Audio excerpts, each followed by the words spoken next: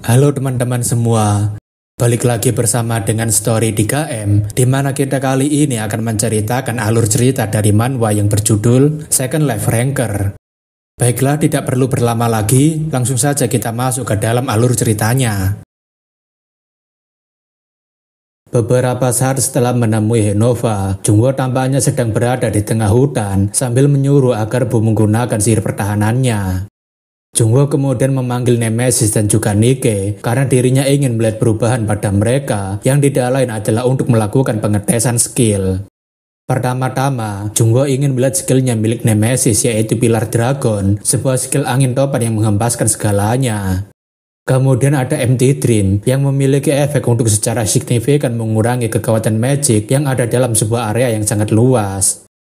Namun karena Nemesis sekarang menjadi Evil Dragon, skillnya sekarang berubah menjadi Dream Fades Away atau bisa kita sebut sebagai mimpi yang memudar. Jungwoo yang merasakan skill tersebut berpikir jika Nemesis pasti mengambil bentuk mimpi ini sebagai skillnya setelah dia terkurung di dalam ruangan hampa. Jungwoo mengatakan lumayan juga skillnya, tapi dirinya merasa jika penamaannya itu terasa seperti bahasa anak SMP, tapi Nemesis mengatakan, "Aku sudah kuliah." Jungwoo rasa jika ini akan sangat bagus karena sekarang dirinya bisa membiarkan Nemesis bertarung sendirian dalam domain mimpinya tersebut. Selanjutnya adalah Nikke, di mana dia memiliki skill Spirit of Fire, Resurrection of Fire, dan juga Reincarnation of Fire. Jungwoo berpikir untuk menggunakan kemampuan Nikke untuk melebur menjadi satu dengan Holy Fire yang dirinya miliki agar fire powernya meningkat. Selama ini, Jungwoo merasa adanya batasan setiap kali dirinya menggunakan Fire Wing miliknya, namun saat ini rasanya batasan tersebut telah menghilang. Setelah menggunakan kemampuan Nikke, Jungwoo bisa terbang dengan sangat bebas dan juga lebih leluasa tanpa adanya hambatan sama sekali. Untuk membuktikan hal tersebut, Jungwoo rasa jika dirinya akan pergi ke gunung yang berada di depan sana untuk melihat batas kecepatannya.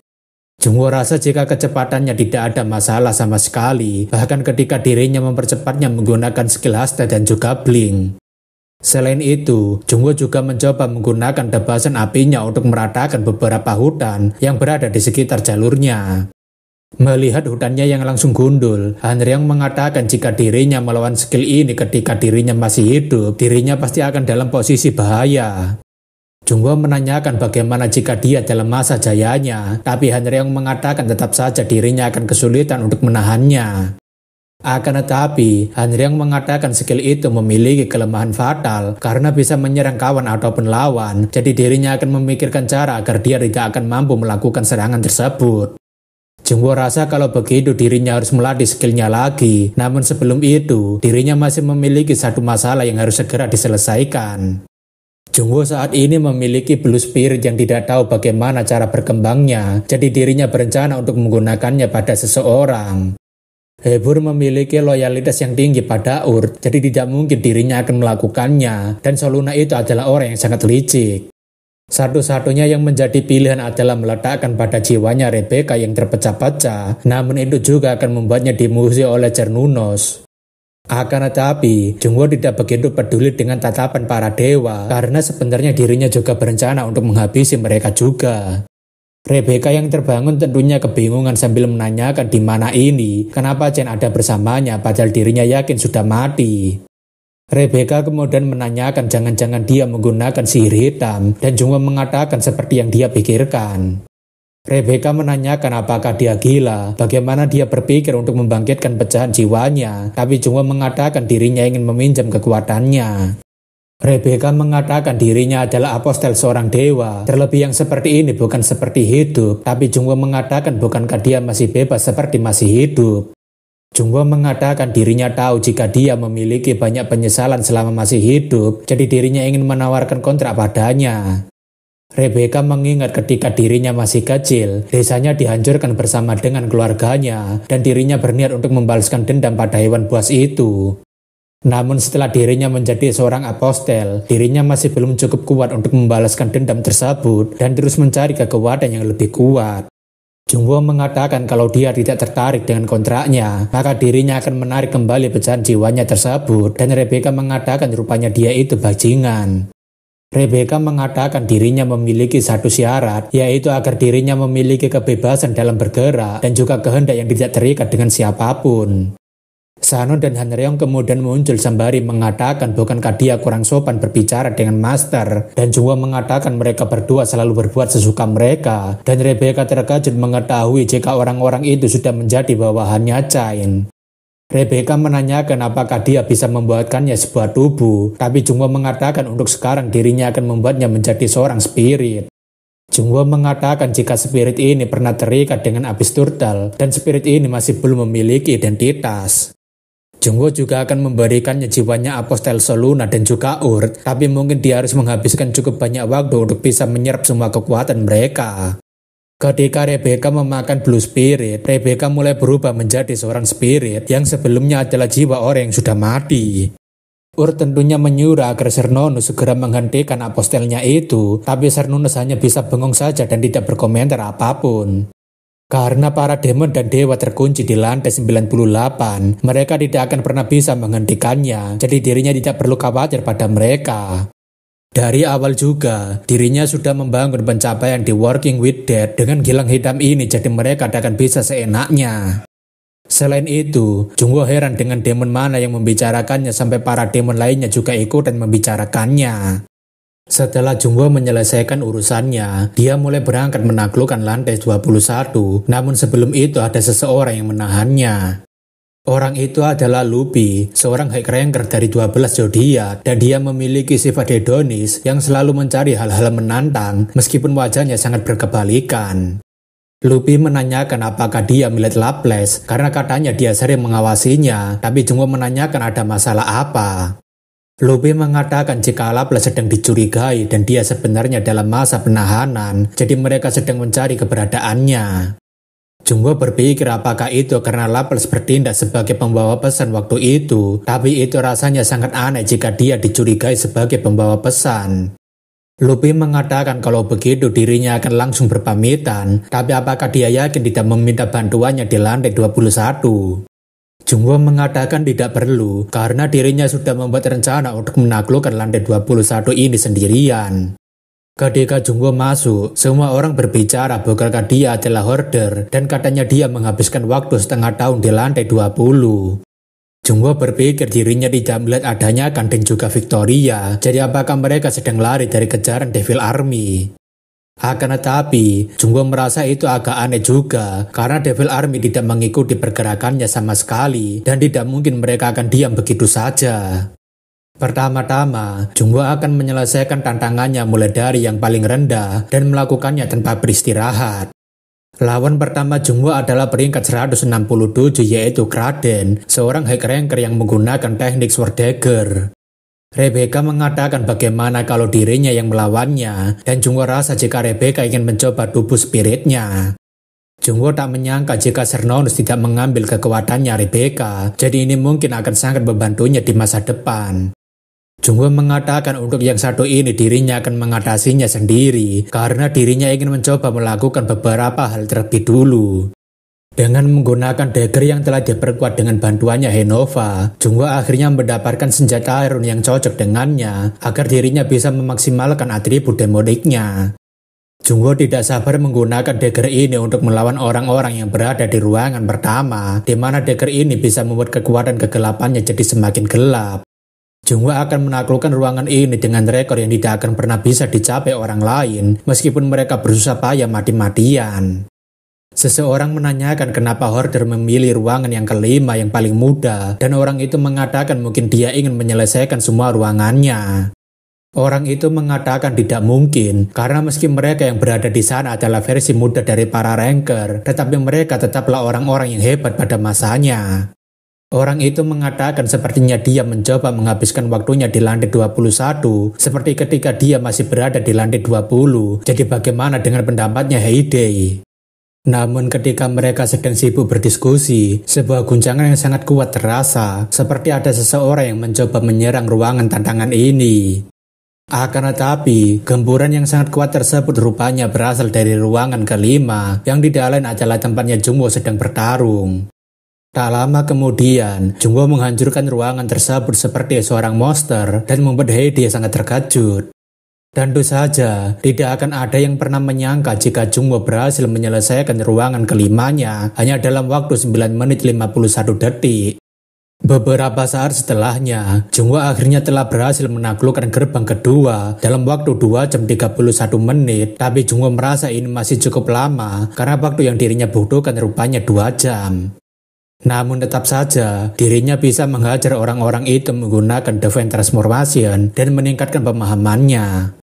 Tentu saja karena tinggal gerbang pertama ini, dirinya harus mulai berhati-hati karena mereka adalah para monster yang mencetak rekor di menara.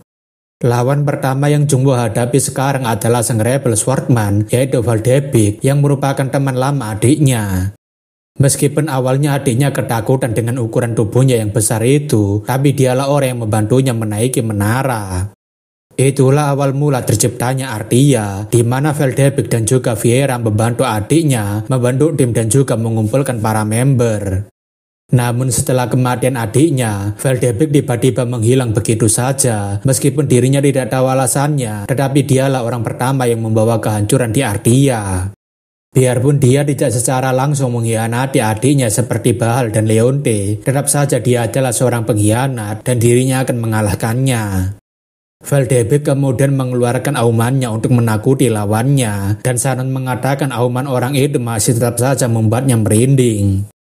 Akan tetapi, itu tidak terlalu berpengaruh bagi Jungwoo yang memiliki skill untuk membuatnya selalu tenang, dan dia langsung bergerak mendekatinya. Tanpa berbasa-basi, Jungwoo langsung menggunakan tebasan berulang kalinya ke arah Valdebik sebelum dia sempat mengeluarkan pertahanannya. Alhasil karena Jungwoo menyerang Valdebik tanpa banyak basa-basi, Valdebik pada akhirnya mendapatkan serangan telak dari Jungwoo. Di lain tempat, Zhang Wei sedang memburu seseorang karena dia tidak mendapatkan informasi apapun setelah menyelidikinya. Zhang Wei berpikir sudah setengah tahun sejak dirinya menerima perintah dari Summer Queen, tetapi dirinya tidak menemukan petunjuk sama sekali, padahal dirinya sudah memburu orang yang berkaitan dengan Bahal. Zhang Wei berpikir apakah mungkin pelaku sebenarnya adalah bocah bernama Chen yang sangat dikagumi oleh Bahal, tapi tidak mungkin player lemah seperti dia terlibat masalah sebesar ini. Alasan kenapa Zhang Wei melakukan perburuan ini adalah karena Summer Queen yakin jika ada seseorang yang ingin memanfaatkan Red Dragon dan Azure Sword sebagai boneka peperangannya. Meskipun Summer Queen saat ini sudah melemah, tetapi dia adalah spesies yang bisa melihat kebenaran yang sedang tersembunyi. Namun ketika melacak orang yang berhubungan dengan Bahal, Zhang Wei menemukan Henova si pandai besi yang terkenal sebagai salah satu dari 5 craftsman terbaik. Sekarang kita kembali lagi bersama dengan Jungwoo, di mana saat ini dia telah menyelesaikan 21 ruangan yang berada di ruangan tantangan. Di bagian nomor 3, Jungwoo telah melawan pemimpin dari Nine Tail, salah satu dari 8 klan terkuat, dan di bagian keempat dirinya berhadapan dengan Bishop Kindred. Sekarang ini, Jungwoo akan melawan Sword God yang tidak lain adalah murid pertama Martial King, dan dia telah menguasai 8 tinju ekstrim. Sambil beradu serangan dengan Sword God, Jungwoo merasa jika Sword God memfokuskan dirinya pada pelatihan dalam pergerakan berpedang saja. Jungwoo rasa dirinya tidak perlu berlama-lama lagi untuk berhadapan dengannya, jadi dirinya akan langsung menyelesaikannya sekarang. Beberapa orang yang menyaksikan peringkat tentunya sangat terkejut karena Horder baru saja naik ke peringkat 8, padahal sebelumnya dia berada di peringkat 15. Akan tetapi, meskipun dia berhasil naik secepat ini, tapi dia tidak akan pernah bisa melewati tembok tak tertembus, yaitu All for One. Seseorang menanyakan bagaimana menurut Heidi, tapi Heidi mengatakan kalau dirinya tahu, maka dirinya akan segera membuka jasa ramalan saja. Ketika Jungwoo melawan rank 11 yaitu Nocturne, dia sangat heran karena wajahnya tidak pernah dirinya lihat, bahkan ketika di dalam jurnal. Namun ketika merasakan energinya yang mirip seperti Martial King, Jungwoo berpikir apakah dia adalah murid kedua Martial King yang tidak mau dia sebutkan. Jungwoo berpikir jika dia berada di atasnya Sword God, apakah itu berarti dia memiliki potensi yang lebih besar, tapi dirinya heran dengan bentuk auranya yang berbeda. Meskipun dirinya tidak enak bertemu dengan seniornya tanpa berbasa-basi, tetapi dirinya harus tetap melangkah maju. Setelah beberapa saat, Jungwoo mengeluh karena dirinya harus melawan Summer Queen yang begitu kuat meskipun dia masih muda. Jungwoo mengatakan bukankah ini terlalu berlebihan, meskipun dia ini adalah spesies dragon, bahkan ini ketika Summer Queen masih belum menjadi seorang ranker. Meskipun dia memang lebih kecil dibandingkan Summer Queen yang dirinya lihat waktu itu, tetapi dia memang sangat menyusahkan. Biarpun begitu, Jungwoo tidak akan mundur begitu saja, karena dirinya tahu jika Summer Queen saat ini tidak memiliki banyak variasi serangan. Setelah mengalahkan Summer Queen, sistem membiarkan Jungwoo beristirahat sebentar sebelum melawan seseorang yang berada di hadapannya. Melihat jika dirinya akan melihat wajah adiknya sekali lagi, Jungwoo tentunya merasa cukup terguncang karena menara ini benar-benar menunjukkan tiruannya. Nemesis menanyakan apakah Master baik-baik saja, dan Jungwoo mengatakan tidak perlu khawatir karena itu hanyalah doppelgangernya. Dalam hatinya, Jungwoo masih menyimpan banyak sekali penyesalan karena dirinya sempat membenci adiknya yang pergi meninggalkan ibunya. Bahkan, dirinya sampai tidak tahu harus berbuat apa karena kerabatnya memutuskan hubungan dengan keluarga mereka karena miskin. Setelah kematian ibunya, Jungwoo pergi ke medan perang untuk mendapatkan ketenangan, tetapi dirinya tidak pernah mendapatkan hal itu dimanapun. Alasan kenapa Jungwoo masih banyak penyesalan adalah karena dirinya tidak berhasil melindungi adiknya seperti yang dipinta oleh ibunya. Rebecca yang melihat wajahnya Chen tentunya sangat terkejut sembari mengatakan jika wajahnya sangat mirip dengan sayap surgawi. Charon mengatakan karena mereka berbagi sedikit kesadaran, mereka jadinya sedikit membayangkannya. Han Reong mengatakan sekarang dirinya sudah sedikit tahu kisah di baliknya, jadi kalau Master merasa berat untuk melawannya, dia bisa berhenti terlebih dulu. Jungwoo menanyakan dia pasti sangat terguncang, tapi Nemesis mengatakan itu benar, tapi tidak sebesar yang dia rasakan sekarang. Nemesis mengatakan kalau dia tidak sanggup melawan adiknya, maka dia bisa meminta bantuan pada mereka karena mereka akan keberatan. Jungwoo mengatakan dirinya akan memberitahu satu fakta, jika dirinya dari dulu sampai sekarang tidak pernah kalah melawan adiknya. Karena waktu beristirahat akan selesai, sistem memberitahu jika ujiannya akan segera dimulai dalam waktu 5 detik. Tanpa banyak berbasa-basi, Jungwoo langsung mengeluarkan sayap surgawinya beserta dengan tubuh naganya, sama seperti miliknya Jungwoo. Jungwoo kemudian mengeluarkan kepakan sayap surgawinya untuk mencoba mendorong Jungwoo mundur atau menjauh darinya. Jungwoo menanyakan bukankah akan sangat memalukan jika dirinya kalah hanya dengan kepakan sayapnya, dan Nemesis tertawa sembari mengatakan itu benar. Nemesis mengatakan meskipun dirinya tidak memiliki saudara, tetapi dirinya sedikit mengerti perasaannya. Nemesis mengatakan dirinya merasa melihat bayangan dirinya di masa lalu, membuatnya merasa memiliki kembaran juga, jadi dirinya juga tidak boleh kalah darinya. Seketika itu, Nemesis ingin agar Jungwoo menyerahkan dirinya di masa lalu, agar dirinya sendiri yang melawannya, jadi dia hanya tinggal fokus melawan Jungwoo. Jungwoo berpikir jika bentrokan dua teritori spesies dragon mirip seperti pertempuran naga yang memperebutkan tahtanya. Akan tetapi, Jungwoo langsung bisa mengetahui jika tubuh naga milik adiknya berada di tingkatan yang berbeda dengan yang saat ini dirinya miliki. Meskipun begitu, Jungwoo tidak berniat mengalah ketika melawan adiknya dan dia langsung menggunakan weapon blessing dan membuat Jungwoo terpukul mundur. Ketika Jungwoo terpukul mundur, Jungwoo langsung mendekat ke arahnya karena dirinya tidak boleh memberikannya celah pada adiknya. Akan tetapi, Jungwoo yang terpojok masih bisa menghindari serangan tersebut dengan cara merunduk. Karena sudah mendapatkan kesempatan untuk menjaga jarak, Jungwoo langsung terbang ke atas sambil berniat untuk memberikan serangan balasan. Jungwoo kemudian menggunakan Chaotic Bomberic, sebuah magic spell berbeda-beda yang akan menyerang secara terus-menerus. Jungwoo kemudian langsung melancarkan serangan tersebut, akan tetapi Jungwoo yang sudah tahu skill tersebut tentunya tahu cara untuk menghindari skill tersebut. Melihat bekas serangannya yang tidak ada siapapun, tentunya membuat Jungwoo sangat terkejut karena dirinya tidak melihat musuhnya. Tentu saja, itu karena Jungwoo telah menggunakan skill blink seperti Baek Yusol dan dia saat ini sedang mengincar titik buta adiknya. Karena terlambat menyadari skill Jungwoo pada akhirnya harus menerima serangan telak dari kakaknya. Pertarungan antara Nemesis dengan dirinya di masa lalu tentunya juga sangat sengit karena mereka berdua saling menghancurkan serangan satu sama lain. Jungwoo yang mendapatkan serangan telak dari kakaknya tentunya hampir saja kehilangan sayapnya, tetapi perlahan sayap itu mulai sembuh. Jungwoo berpikir jika ini adalah adiknya, maka dia akan langsung memulihkan dirinya, jadi dirinya tidak boleh membiarkannya begitu saja. Karena dirinya lebih hebat dalam teknik berpedang, dirinya bisa memojokkan adiknya menggunakan teknik 8 tinju ekstrim. Belum lagi, Jungwoo merasa ini sungguh sangat gila, karena adiknya memiliki sebuah item yang high ranker saja belum pasti bisa memilikinya, terutama pedang pemburu naga yang sedang dia bawa itu. Jungwoo yakin jika itu adalah tulang dari Kalatus yang ditempa oleh Innova, dan setidaknya pedang itu memiliki grade yang mungkin lebih tinggi daripada V-grade. Belum lagi, adiknya yang memiliki adaptasi sempurna mulai membaca pergerakannya dan mengimbangi kecepatan gerakannya. Jadi ini benar-benar skill yang terlalu overpower.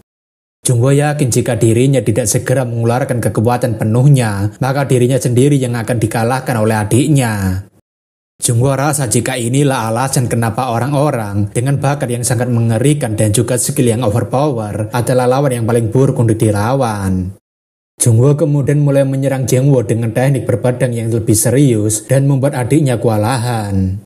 Karena tubuhnya yang mulai terkena serangan dari kakaknya, Jangwoo memutuskan untuk menjauh darinya dan bersiap untuk melakukan serangan balikan. Jangwoo tentunya heran kenapa dia tiba-tiba bersembunyi di balik sayapnya, namun apapun itu dirinya tidak akan membiarkannya. Seketika itu, Jungwoo menggunakan Jeol, salah satu dari teknik Divine Transformation, untuk mengalahkan adiknya. Akan tetapi, meskipun Jungwoo berhasil menebas sayap tersebut, namun Jangwoo tampaknya masih melindungi dirinya dengan pertahanan lain. Jungwoo yang melihat energi itu tentunya sangat terkejut, dan dia berpikir bagaimana bisa adiknya memiliki skill seperti itu. Light of Wave adalah skill yang memadatkan cahaya dan juga magic power yang akan menyebabkan ledakan secara acak dengan area yang luas. Jungwoo tentunya mencoba untuk menahan serangan tersebut, tetapi skill ini terlalu destruktif bahkan untuk perapalnya sendiri. Jungwoo yakin jika adiknya tidak akan pernah mencoba mengambil resiko seperti ini, jadi kenapa dia melakukannya atau apakah dia sedang mencoba menirunya. Sejak dulu, dirinya selalu membuat keributan dan adiknya lah yang membereskan semua kekacauan yang dirinya perbuat. Berkat hal itu pula, dirinya mulai sering berpikir sebelum bertindak, bahkan ketika dirinya di Afrika hingga menaiki menara. Setelah beberapa saat, akhirnya serangan barbar tersebut selesai juga, dan Jungwoo berpikir sepertinya ini adalah gilirannya. Akan tetapi, Jangwoo yang terlalu overpower masih memiliki banyak tenaga dan dia mulai mengumpulkan kekuatan destruktif sekali lagi. Jungwoo berpikir sungguh sialan, siapa yang akan mengira jika dia masih bisa mengeluarkan skill serupa dan ingin menghancurkan tempat ini bersama dengannya. Jungwoo mengatakan kalau dia memang maunya begitu, maka coba lakukanlah dan mari kita lihat siapa yang akan bertahan di akhir.